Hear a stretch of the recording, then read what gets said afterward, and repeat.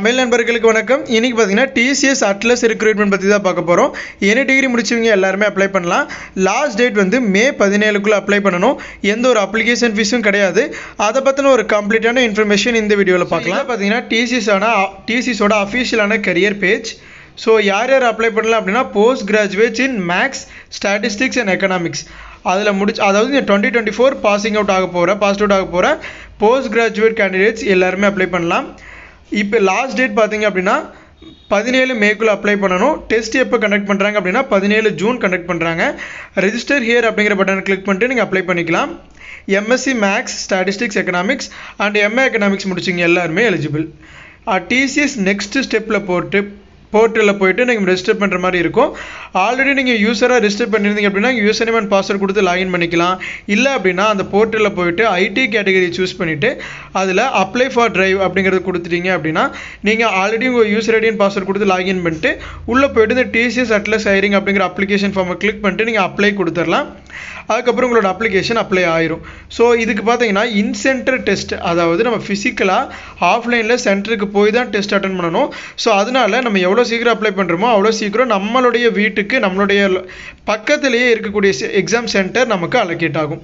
So அது பார்த்தீங்கன்னா first come first serve basis தான். ஸோ எவ்வளோ சீக்கிரம் அப்ளை பண்ணுறோமோ அதுக்கு தகுந்த மாதிரி நம்மளுக்கு கிட்ட இருக்கிற எக்ஸாம் சென்டரே நமக்கு அலோகேட் ஆகும். ஸோ இதுக்குண்டான எல்லா கம்யூனிகேஷனுமே டிசிஎஸ் அயான்லேருந்து தான் நமக்கு ரிலீஸ் பண்ணுவாங்க.